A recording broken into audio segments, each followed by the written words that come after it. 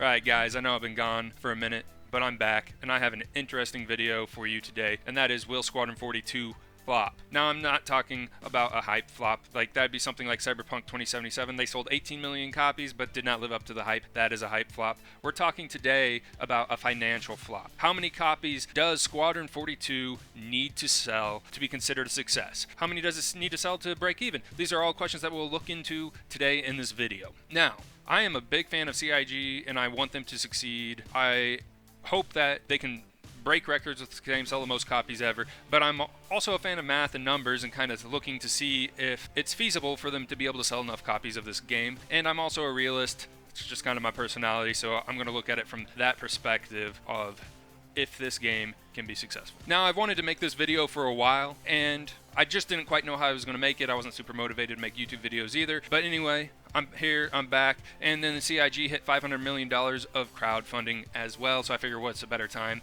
than to work on this video, get it finished up, because everybody's mind's already on CIG's finances right now. And so they've made $500 million from crowdfunding. They've also received a $46 million investment, so that puts them at about $546 million made currently. It's probably more by the time you see this video. That is not the number that we're going to really be focusing on for this video. We're more of going to dive into their finances and see how much they're spending per year, how much they've already spent, and make some estimates and get as close as we can to how much money Squadron 42 is sucking up from this project. So obviously we're not going to be able to be 100% accurate in this video because I do not have the numbers from CIG about how much they've spent on each game specifically. And honestly, the games are so intertwined, I doubt they really know or keep track of which one is specifically taking what money, and I doubt every dollar has labeled Squadron 42 or Star Citizen, essentially.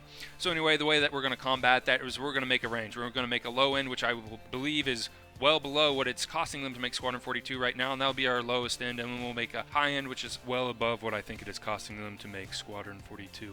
And it's probably going to be somewhere in between those, and I'll give you my best guess on where I actually think it is in this video. Listen, I know some people are going to make an argument that, hey, Squadron 42 is actually pretty cheap to develop, if not close to free, because a lot of the same tech is going into Star Citizen, and so it's basically the same tech that they would have to develop anyway for Star Citizen and put in the game. I, for one, do not buy this. First of all, there's a lot of Squadron 42 specific cost. I think a big one and an easy one to point out is the star-studded cast they hired to play a lot of roles in Squadron 42, and also the fact that prioritizing different stuff on the engine is in fact costing them money because they could be putting it into Star Citizen, which is what's making them money currently. However, they are prioritizing stuff that's not as beneficial for Star Citizen as it is for Squadron 42, so that is costing them money in the short term, and they are hoping to make that up in the long term with the sales of Squadron 42.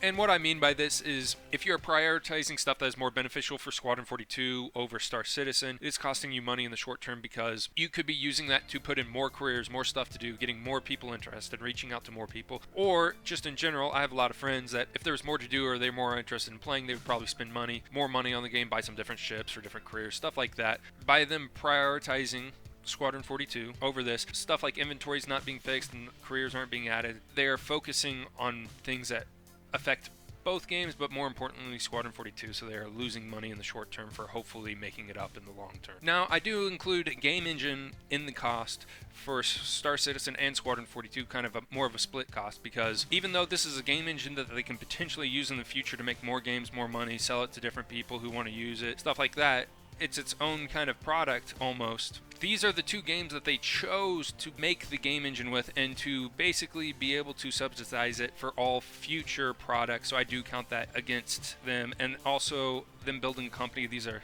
same argument. They chose these two games to build their company off of it and make enough money to be able to do that, so I am counting that cost against them as well. I wouldn't call you crazy or say it's wrong of you if you don't want to include those costs in this, but as for me, I think it has to be in there because that money has to come from somewhere, and these are the two games that they chose for it to come from. Alright, now with all the ground rules set and talked about everything, kind of my justifications for stuff, we have come to the point of the video where we need to discuss the ranges for how much it's going to cost, and to do that we're going to go ahead and look at their finances here. Alright, this financial report was released in December 2021, so I'd expect another one with the year 2021 to release this December. It's the most recent we have. And if you add up all their spending from 2012 to 2020, you have just over $400 million spent so far. Now, this is kind of where a little bit of speculation has to come in. So we're going to have to speculate for the year 2021 and 2022. So anyway, let's just say 2020 was a hectic year with the pandemic and all that, and they had to spend $10 million more than they normally would have because moving everybody to their home, stuff like that. And so that $80 million, they get it settled back down to $70 million a year. And let's just say for 2021 and 2022, they spend $70 million a year. That should be more of a lowball estimate. I kind of expect it to go up from $80 million, if I'm being honest. But we'll be safe and give CIG a little bit of a little helping hand here. So that would put us at a grand total of spending at the end of this year, at the end of 2022, of $540 million. At the end of 2022. And this is the number that we're going to be using to base our estimates on and how much they spend. I think getting the high end will be a little bit easier because I believe just splitting that number in half would be a reasonable thing to say the high end for money spent on Squadron 42 is, because I do believe for most of these years, Star Citizen was the main focus, really up until last year. Now for the low end, I do feel like it would be fair to say about 1/5 of their total income is the low end of what they've spent on Squadron 42. That comes out to $108 million of what they've spent. And the reason why I think this is fair, they've switched to a mostly focused on Squadron 42. So even if you're saying, hey, they only spent $70 million in 2022, a majority of that $70 million is going to be Squadron 42. So that would knock out a huge chunk of that $108 million just this past year alone for them focusing on Squadron 42 now. Now, Squadron 42 is not releasing at the end of 2022, so we've just figured out the money till the end of 2022. So we also need to figure out a range of money that they're going to be spending on Squadron 42 for every year that it takes them to take the game to come out. So let's say it comes out in 2023. How much more money is that going to add to whichever range, like the low range or the high range, for Squadron 42? Now, for these ranges on the low end, even though they're prioritizing Squadron 42 and it feels like every single person at the company is currently working on that, we'll say only $25 million a year is being spent on developing Squadron 42. That, I feel like that's much lower than it actually is, but this is the low end, so we're shooting to be lower than what it actually is, right? And on the high end, I would say we go $50 million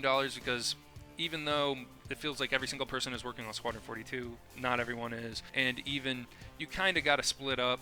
Like if they're working on tech, that's beneficial for both, even though it's being prioritized for Squadron 42. It's not 100% fair to say all that cost goes to Squadron 42, so I'd say $50 million. At the high end, I feel like that's pretty fair, and it's probably over what it actually is. Now, all these numbers are based off the $70 million estimate cost per year that we gave them, and we're being generous there, so if it comes out that their finances are higher than $70 million per year, then obviously these numbers are going to go up. But for the purpose of giving them the benefit in this video, we'll say it's these numbers. So for the low end numbers that we gave, which is $108 million, if they're selling the game at $60 a game, they would have to sell 1.8 million copies of the game, and for every year that it's in production, they would have to sell another 416,000 copies, and this is all just to break even. So if the game came out 3 years, they would roughly have to sell 3 million copies of the game just to break even on these numbers. Now, for the high end of the spectrum, they would have to sell 4.5 million copies at $60 a game to break even, and they would have to sell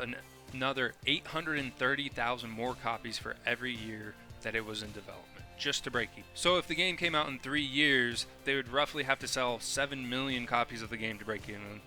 So we're looking at, if the game comes out in 3 years, we're looking between 3 and 7 million copies of the game to break even. Now, that is a pretty big range, and honestly, we can't be super accurate, and that's why there's such a big range, but I'm going to go ahead and give you my guess. I honestly think they've probably had around 180 million spent on developing Squadron 42 at this point. I think it'll cost them about $40 million per year now that it's a priority, and so you're looking at, in 3 years, the total cost of what I think it will be is $300 million, and they would have to sell 5 million copies to break even at $60. Now, I know what you're thinking. That's not good. That's really bad, because right now, they only have 4 million citizens of the verse if you go on their website and look. That's not great, especially since I'm probably lowballing a lot of these numbers. And it gets even worse, unfortunately. That's not taking into account taxes on that $60. It's saying it's a 100% profit. That's not taking into account the marketing that they would do and the extra cost that it would put on top of developing the game. That's not taking into account if they go ahead and sell it on a store like Steam. Steam takes a 30% cut of the game. You kind of see where this is leading. Like, soon you're looking at a game that potentially needs to sell 10 million copies in the first month to be considered a success. And where I jumped up to that $10 million number after being at 5 million is because you have to look at stuff like, hey, marketing. I know in movies, I'm not sure about video game marketing, but I know in movies you spend the same amount that you spend on making the movie on marketing it. So that'd be another $300 million. It's probably significantly less in video games. If anybody knows about video game marketing, let me know in the comments below what the number would be more realistically like. But then the Steam 30%, that would be a huge chunk, but